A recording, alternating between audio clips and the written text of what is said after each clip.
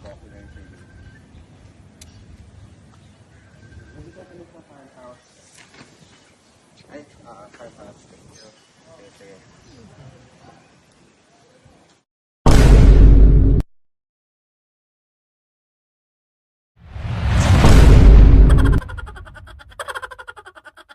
Property ng documentary. Hindi ka tanong sa farmhouse. Ay, farmhouse. Okay, sige. Ito yung phase 2. Ito phase 2 to. Ito yung pinaka-busiest area ng phase 2. Which is si rest house. Working na ito? Yes, oo. Nag-operate na din to. Tinatanggal lang namin yung water pag walang guest. But ito talaga, ito events place din to. Itong taas. So, sige ko yung pastap ng saglit. Ganda pala dito. Dito kasi sa taas na yan, yan yung sinasabi ni Sir JP na, May langaw na. ayan, na pag may event sila, hindi talaga mawala yung langaw doon sa loob. Ngayon, ito yung isa sa mga sa mga events place natin dito sa phase 2. So, diretso tayo ko yan. Kasi I see live animals. Yan, dito, may sarili din kayong baka sa kabayo. And tables din kasi dito. Yes. Ito kasi i-develop din kasi mismo. Okay. Petting zoo naman siya, hindi naman siya yung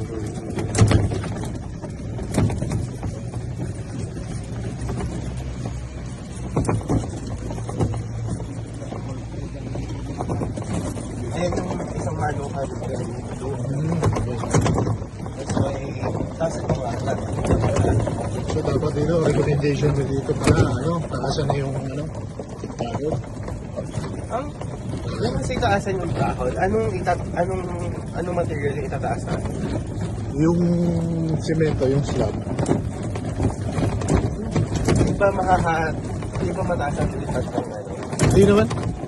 May certain level lang sila, sir, na na lalo na yung mga hindi pa ganun yung hindi pa adult. So hindi siya makakatawid.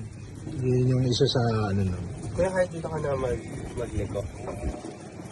Ay, doon sa kabila. Ayan may mga live animals siya. Talagang possible talaga na yung mga dumi nila.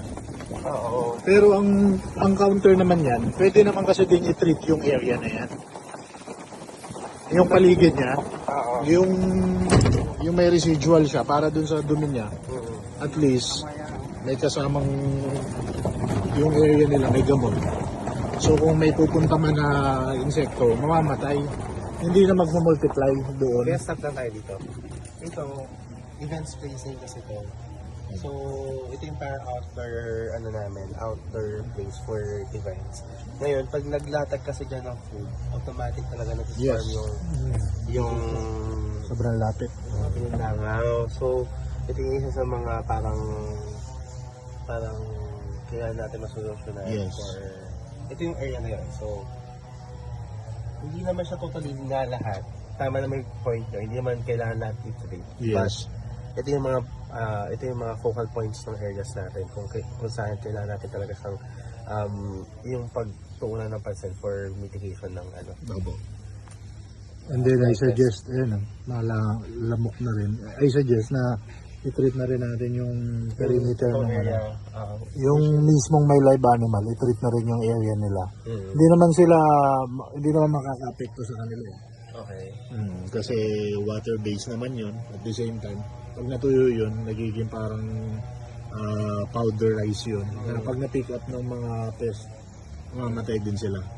So usually kasi yung gamot na ginagamit natin, which is Sige, dito tayo mag-stop kayo. Ayan, kahit dito lang, dyan lang. so, ang concentration natin dito sa phase 2 is ito yung mga pinupuntahan ng tao. At the same time, may food serving.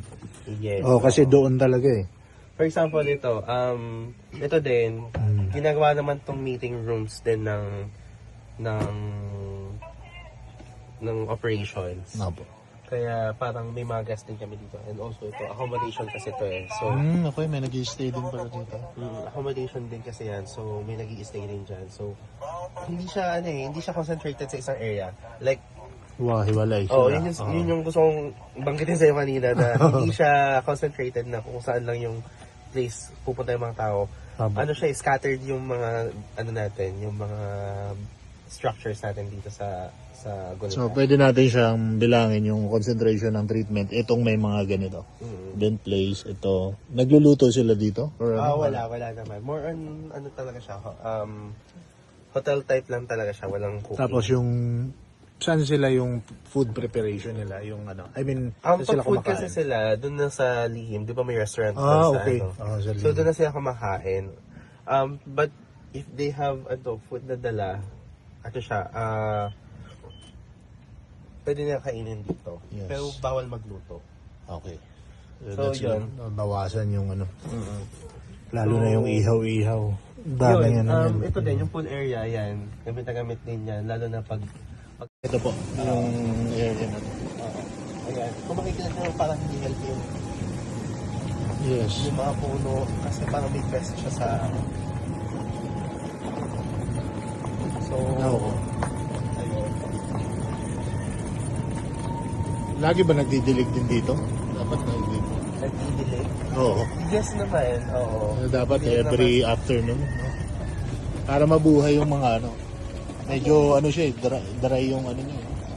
Kahit yung mga punong ano, ito, kailangan mo pa rin diligan yun every mga 4 So, ito p.m. yung namin restaurant na nandito. So, Part na siya ng phase 1. Phase 1 na siya. ito, phase 1 na to. Tumawid na tayo ng phase 1. Yung diniretso natin kanina, yun yung boundary na tinutukoy ko. Okay po.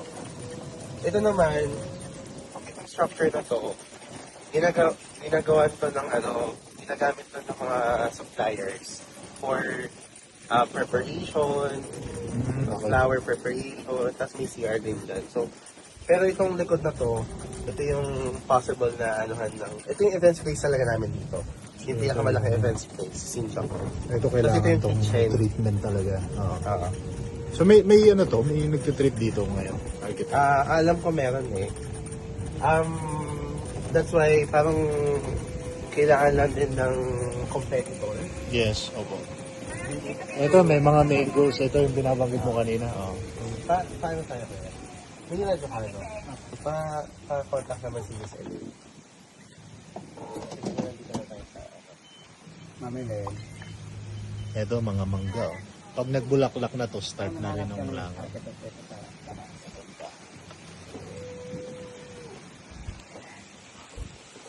Andito na po sa may parking ko.